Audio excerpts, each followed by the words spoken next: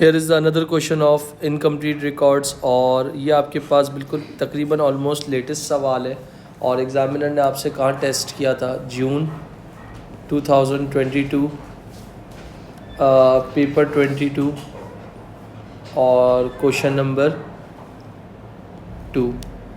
ये आपके पास अगर इनकम्प्लीट रिकॉर्ड्स की बात करते हो ना, तो ये आपके पास सवाल था। क्या था उसमें? Stella started trading on 1 April 2021। Stella नाम की बंदी है, ट्रेडिंग स्टार्ट कर रही है। All receipts are paid into the bank. जितने भी पैसे आए हैं बैंक में आए हैं, और जितनी भी पेमेंट्स की गई हैं वो भी बैंक से की गई हैं। क्लियर बेटा? बहुत इंपॉर्टेंट बात है। She has not set keep the proper accounting records. वो अकाउंटिंग रिकॉर्ड्स नहीं बनाता। Summary of receipt and bank. देखो मेरे बच्चों, अगर मैं तुम लोगों से एक छोटी सी बात कहता हूँ कि ये क्या हो गई, तुम्हारे पास सारी रिसीट्स हो गई, सही है। मगर इस बार इन्होंने थोड़ा सा गेम खेला है। टी अकाउंट फॉर्म में नहीं दिया हुआ, मगर इस बार तुम लोगों को किस फॉर्म में दिया हुआ है? ऐसे ही रैंडम वर्टिकल फॉर्म में दिया हुआ है। तो इसका मतलब ये बात याद रखना, ये तुम्हारी एक जो है रिसीट्स हैं और एक तुम्हारी क्या है? पेमेंट्स है। यहाँ तक बात क्लियर हो गई? अगर मैं तुम लोगों से एक छोटी सी बात कहता हूँ जो कि बहुत अंडरस्टैंडिंग बात है। रिसीट मतलब पैसे का आना और पेमेंट्स मतलब पैसे का जाना। क्लियर? अब जितने बच्चे हो ना, यहाँ सुनना, बोला रिकॉर्ड टोटल रिसीट्स, सही है, and total payments to Stella bank account showing the cash drawings for the year. क्या दिखाना है तुम लोगों को? पढ़ो गौर से। Record the total receipt and total payment to Stella bank account showing the cash drawings, यानी बैलेंसिंग फिगर से ड्राइंग्स निकालना है। सही है। कैसे निकालेंगे वो बहुत इंपॉर्टेंट है। अगर तो थोड़ी सी अकल है, समझ सकते हो तो आराम से निकाल लोगे, वरना फिर बहुत ज़्यादा हर्डल्स आएंगी। मेरी बात सुनना, अगर मैं तुमसे कहता हूँ मुझे फॉर एग्ज़ाम्पल इसका और इसका टोटल करके बताओ कितना आ रहा है, जल्दी से, क्विक। नहीं बेटा, 49,000। तो अगर मैं तुमसे कहता हूँ, यहाँ लिख दिया मैंने 2022 और यहाँ लिख दिया 2022, एग्री? और तुम्हारे पास यहाँ पर मेंशन कर दिया मार्च 31। इसको मैंने क्या बोल दिया? टोटल रिसीट्स, जो कि कितनी आई हैं? 49,000। क्लियर है बेटा? अच्छा, टोटल पेमेंट्स पे आ जाओ ज़रा। टोटल पेमेंट्स कितनी बनती हैं मुझे बताए ना। अब टोटल पेमेंट्स में यानी देखो, इसको टोटल करो कितना आता है। और देखो यहाँ पर क्या बना हुआ है, गौर से देख लेना। जितने बच्चे हो गौर से देख लेना। ये इन्होंने क्या पर क्वेश्चन मार्क बनाया हुआ है ड्राइंग्स पे? तो नहीं बेटा, दोबारा। ज़बरदस्त। तो आप कह रहे हो यहाँ पर मार्च 31 टोटल पेमेंट्स कितनी आई हैं? 38,870, एग्री? फिर उसके बाद यहाँ पर कितना आ गया? बैलेंस कैरिड डाउन कितना? 2330। सर मैं अकाउंट बंद कर रहा हूँ, सही है। दिखने में देखो कौन सी साइड हैवी लग रही है। अगर मैं तुमसे कहता हूँ कि ये मेरा सीडी था, तो यहाँ पर क्या होगा? अप्रैल 1 के लिए क्या बनेगा? बीडी बनेगा। कितना बीडी बनेगा? 2330। समझ गए? अब कौन सी साइड तुम्हारी हैवी लग रही थी? 49,000 में से इन दोनों को माइनस कर दो, तो जो तुम्हारी ड्राइंग्स आई हैं ना, वो कितनी आई हैं? कितना बेटा? 7800। 7800। हाँ, फिर उसके बाद फॉर्मेट भी क्या करना है बेटा? नॉर्मल एक छोटी सी बात कर रहा हूँ। पैसा आ गया, पैसा चला गया, सिर्फ सिंपल सी बात। आपके अब्बा के पास ये बैंक में पैसे आए हैं, आपके अब्बा के पास ये बैंक से पैसे चले गए, ख़त्म। और आपके अब्बा ने ड्राइंग्स कितनी की हैं वो निकालनी थी। क्लियर? कितने मार्क्स का था? 4 मार्क्स का। डन हो गया। इसके बाद तुम लोगों को क्या निकालना है? बी पार्ट में क्या मांगा है? तवज्जो देना जितने भी बैठे हो तुम लोग। क्या मांगा है? पढ़ो ज़रा ऊपर। रुक जाओ। During the year 31 December, Stella took goods from the business for her own personal use. Selling price कितनी है? मालिक ने अपनी ज़ात के लिए बिज़नेस से गुड्स निकाले हैं, 337 गुड्स निकाले हैं, और वो कभी गुड्स सेलिंग प्राइस पे रिकॉर्ड करते हैं क्या? नहीं करते ना, कॉस्ट पे रिकॉर्ड करते हैं। तो इसका मतलब, और ये क्या दिया हुआ है तुम लोगों को? मैंने तुम्हें रेशोस पढ़ा दिया है जी पढ़ाई है। और तुमने बोला था तुम्हें अच्छा अल्हम्दुलिल्लाह आता भी है। जी हाँ। ये क्या है तुम्हारी सेलिंग प्राइस है, जी और ये क्या है? मार्कअप है। तो मार्कअप के लिए क्या होना चाहिए था? मार्कअप के लिए कौन सी क्या वैल्यू होनी चाहिए थी? कॉस्ट होनी चाहिए थी ज़बरदस्त, मगर यहाँ पर क्या दी हुई है? सेलिंग प्राइस दी हुई है। तो इसका मतलब ये मार्कअप किस में चेंज होना चाहिए? मार्जिन में चेंज होना चाहिए। तो इसका मतलब मैं अब इसको क्या करने जा रहा हूँ? कन्वर्ट करने जा रहा हूँ। क्यों कन्वर्ट करूँगा? 25 डिवाइडेड बाय 100 प्लस 25, तो कितना हो गया? 25 ओवर 125। तो ये हो जाएगा 5 5 ज़ा 25 और 5 25 ज़ा, तो 5 1 ज़ा और 5 ज़ा, तो 1 ओवर 5 तुम्हारा क्या बन गया? मार्जिन। एग्री करते हो? तो मैंने कहा जो गुड्स की जो प्राइस है, जो गुड्स थे आप उसको क्या रिकॉर्ड कर रहे थे? सेलिंग प्राइस पे रिकॉर्ड कर रहे थे। कितना कर रहे थे? 33। इसमें क्या था? 1 ओवर 5 प्रॉफिट शामिल था। कितना आएगा? 675। जी बेटा 675। वो तुम्हारा क्या कहलाएगा? प्रॉफिट कहलाएगा, जो कि तुमने क्या कर दिया? सेलिंग प्राइस में से प्रॉफिट को माइनस कर दोगे तो कॉस्ट आ जाएगा। किसकी कॉस्ट आ जाएगी? 2700 जी बेटा 2700 माइनस करने के बाद, जी जी तो ये 2700 क्या आ गई? तुम्हारी कॉस्ट आ गई। तो ये गुड्स तुमने क्या किए हैं? ये गुड्स तुमने क्या किए हैं? विड्रॉ किए हैं। सही है। तो उन्होंने तुमसे क्या मांगा था? टोटल ड्राइंग्स मांगी हैं। तो यहाँ देखना, टोटल ड्राइंग्स इक्वल टू, पहले कितनी निकाली थी इधर से? 7800, 7800, और नई कितनी आई है? 2700। तो टोटल कर लो कितना हो गया? 7 8 9 9800, 10,600 मेरे ख्याल। 500 आ रहा है। क्यों 10,000? 500 तो ये तुम्हारे पास फाइनल ड्राइंग्स कितनी आ गई? 10,500। बोलो कोई मसला?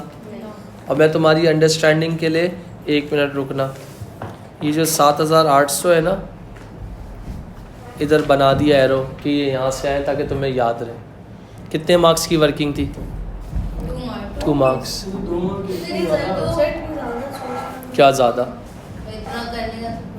आपको जो, मगर मैं बहुत डायरेक्ट भी कर सकता था, मगर मैंने डायरेक्ट किया नहीं। मैंने हर स्टेप को दिखाया आपको। अब क्या बनाना है? Statement of affairs. स्टेला सही है 31। तो इसका मतलब स्टेटमेंट ऑफ अफेयर्स मतलब A minus L equal to C. A minus L equal to C. अभी 2 क्वेश्चंस आप लोगों ने किए हैं। तो इसका मतलब ये तुम्हारा क्या है? A, ये तुम्हारा क्या है? A, ये तुम्हारा क्या है? A, ये तुम्हारा क्या है? A, ये L, ये L और C निकालना है। निकल जाएगा? तो कैसे निकालूंगा? जाहिर सी बात है, तो नहीं करोगे तो कैसे होगा? नहीं बेटा, करना ज़रूरी होता है। खैर यहाँ पर देख लेना। तो जितने भी हैं, तो सबसे पहले मैंने क्या हेडिंग डाल दी? टोटल। अगर मैं इसको इस तरह भी नहीं करता, अगर मैं डायरेक्ट इसको इसी फॉर्म में बैलेंस शीट SOFE की फॉर्म में कर देता हूँ, तो मैंने कहा सबसे पहले क्या आता है? कितने नॉन करंट एसेट? एक ही है, फिक्सचर्स एंड फिटिंग। तो मैंने क्या लिख दिया? F&F। कितना दिया हुआ था? 10,800। छाप दो इधर। फिर क्या आता है? करंट एसेट में क्या क्या आता है? इन्वेंट्री कितनी है? 2150। इन्वेंट्री के बाद क्या आता है? ट्रेड रिसीवेबल्स, जो कि मेरे ख्याल से नहीं है। इसके बाद क्या आता है? Other receivables. कितना था? अदर रिसीवेबल्स आप कह रहे हो 500। इसके बाद क्या था? Balance at bank 2330। 2330, इनको टोटल करो जल्दी से, कितना हो रहा है? 4,980। हाँ 4,980। इन दोनों को टोटल कर लो तो तुम्हारे पास क्या आ जाएगा? 15780 15,780 डन। जी। फिर इसके बाद और क्या है तुम्हारे पास? लाइबिलिटीज। लाइबिलिटीज़। एक मिनट रुकना। Capital and liability. अगर कैपिटल एंड लाइबिलिटी की बात कर रहा हूँ तो ये जो भी आएगा तुम्हारा क्या होगा? एक तरह से क्लोजिंग कैपिटल होगा जो कि नहीं गिवन। फिर तुम क्या हेडिंग डालती हो? Add non current liability. था इसमें कितना था? लोन था 5,000 रुपये का, तो ये लो लोन 5,000। फिर क्या था? 175। करंट लाइबिलिटी में क्या था? Trade payable 1875। 6875। Trade payable 6875। 1875। तो इसका मतलब अगर तुमसे कहता हूँ ये क्या होगा? Total capital and liability. मेरी अंडरस्टैंडिंग कहती है जो टोटल एसेट्स होंगे वो यही होंगे। कितना है? 15,870। सही है। नीचे से जाना है, प्लस हो रहा है तो माइनस कर दोगे, प्लस हो रहा है तो माइनस कर दोगे। क्या आंसर आ जाएगा? 8905। 89। तो इसका मतलब ये तुमने कैसे निकाला है? बैलेंसिंग फिगर से निकाला है, ये देख लेना। और इसको इस तरह भी कर सकते थे, एक साथ टोटल एसेट की हेडिंग डाल के लिख लो, फिर लेस टोटल लाइबिलिटी कर दो और ए में सेल को माइनस कर दो, तो उस तरह भी कर दो। स्टेटमेंट ऑफ अफेयर्स इसी तरह की होती है। जी भाई, क्योंकि बेटा आपका फॉल्ट है इसमें, कुछ मसला नहीं। ख़त्म।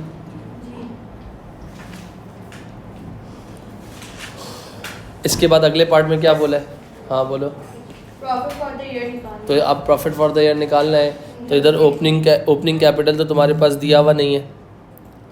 अब वेट करना, कोई ऐसी बात बोली भी है?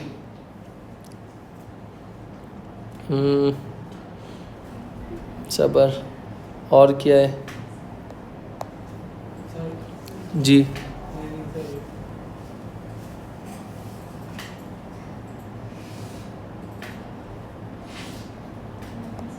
कोई ऐसी चीज़ जो लिखी हुई हो, देखो ज़रा, एक मिनट। सर वो जो हमने ड्राइंग्स का प्रॉफिट है वो तो नहीं ला सकते ना इसमें? नहीं बेटा, सबर करो।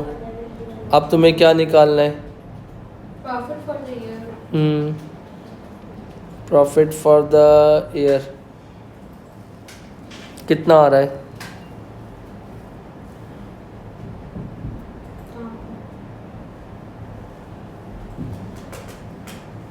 स्टेटमेंट ऑफ अफेयर्स निकाल ली, सिर्फ लिखा हुआ है calculate profit for the year. एक मिनट, ये देखना। अब आ जाओ ज़रा वर्कशीट के ऊपर। क्या फॉर्मूला होता है? Profit equal to closing capital, हाँ यही होता है, प्लस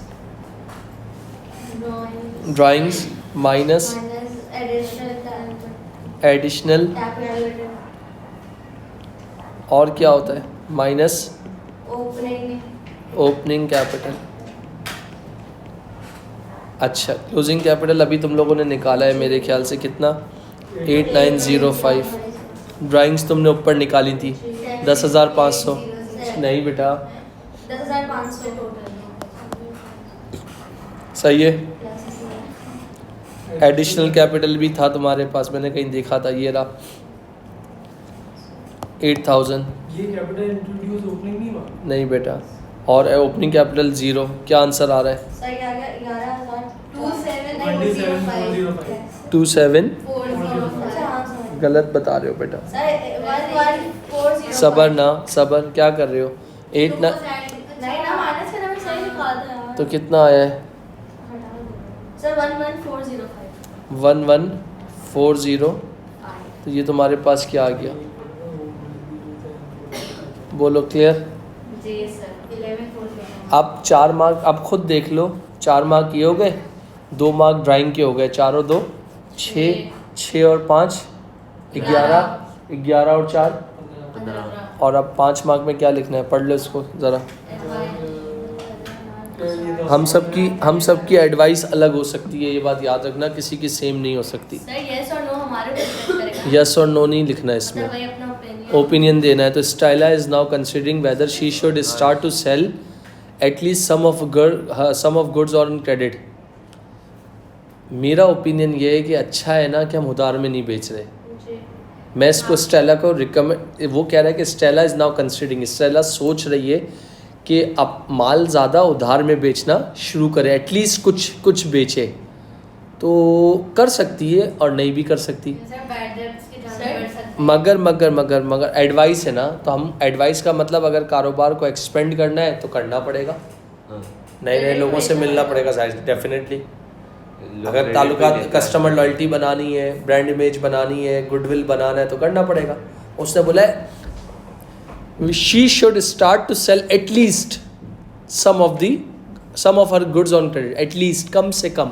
तो कम से कम में तो कोई बुराई नहीं है, मगर हर इंसान का अपना अपना। अगर मैं फॉर की बात करता हूँ तो फॉर में अगर मैं क्या लिख लूँगा इसका, कॉम्पिटिटर में भी लूज़।